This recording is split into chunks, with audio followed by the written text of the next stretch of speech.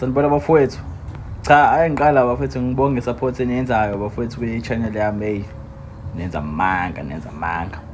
Bafowethu ngifuna ukukhuluma ngale win against iPolokwane City. You know, indaba siqala nge-approach coach was right for me.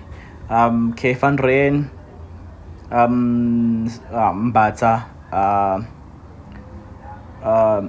Mdala, and then a number 10 with Dion, and then with the Jong, Mfokeng, Apolis, Mahopa. So for me, that tells you what to coach you. Understand with the pitching, so for sure, iPolokwane City will be compact move and abantu abakwazi ukukhompetha ama-jewels amaningi and ibona abantu abanamagoli amaningi. I think emakhanda this season, and I think idefender labo nkani kwi-Betway yonke uyena onama zothina uyena onama aerial jewels amaningi awinile as a defender. So that's why sibone heights, sibone Mbatha, sibone uTijong, sibone Mahopa. Remember ukuthi uTijong also can be a false 9, so uyakwazi ukhetha, and ucoach umenze as a number 10 ukwenza sure ukuthi siya create ama-chances, and I'm so happy ukubona i-team iwina ngama-tactics kanje. Igoli lethu silikora ngokuthi uDijong ubekade wide on the right hand side. Umfukeng comes in as a number 10, but Umfukeng igame uyiqale as a wide player, so iyasho ukuthi into coach ade ifuna yenzakalile yokuba more mobile phambili. But now i-problem yami is kungcono ngoba siwinile le game ngizokwazi ukuletha ama-critics, because mangabe nginga-criticize I don't think ukuthi ningafuna ukungilalela. So I think problem esinayo i-finisher. We don't as finish mfethu like i-downs iyaqeda amathuba thina. We don't as finish nakule game besingakora amagoli amaningi. Morem comes in from the bench. It gives us a game right stability on the left, because I game yethu besi overlater kakhulukazi kuNkwe, a very good left back. Besi overlater ngakuyena ububona ukuthi even uTito Katengena u-overlater ngakuNkwe. So i-plan bekuthi sifuna ukukora ngakuNkwe, and amagoli o2 siwathole kuphi ngakuNkwe, of which is a very good thing from ucoach nabadlali ukuthi bakwazi uku-analyzer.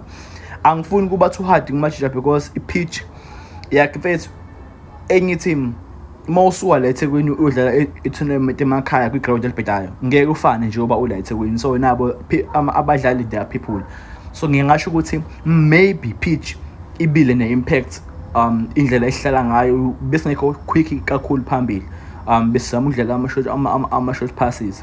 That is why osibisi bebengashaya ama-passes behind ama-defense, and thina sikora ngokuthi siphume behind i-defense nokuthi pitch yakhona incane. But asibonge bafethi win regardless of what. CM made a blunder lapha benosibisi they lacked a communication, ibhola behind them and goal kanjalo. So I'm really happy ukuthi i-team mawubheka leso sikhathi i-team could have gave up, but azange bayenze lento leyo. They went on. So I'm really content nge-finishing ukuthi phela kulama game esosalile bafethu I think I10 manje or something or 12 we need uqeda. Mbothuma you cannot uthole uqikelele kanje uzoshaya ibhola nge-outside foot for sure. Njengoba ukeeper elenda on the left, wena as the right uvula unyawo, for sure ibhola lizoya ngaka right wakho ku left kwa keeper. Why not la ball uyichipe, because vele ubusamile chip is ngoba ukeeper ubesevele phansi. So if singabi nalama drills ukufinisha soba ne problem this season, because we are creating siyahlala kwi-opponent regardless ukuthi eliphi ground. So we need to finish. We are playing against i-Orbit if ungaphazami for sure a solid game, but sineza le pitcha bencane. We need a finisher. So that is my only problem njengamanje, because even uMahopa is not guaranteed ukuthi for me uyi-finisher. Why ngisho njalo angimboni kuma-top goal scorer kuma-seasons. Uyasilekelela kuma-game amakhulu nakuleyo moments simdinga ngakhona, but right now the problem yami is finishing.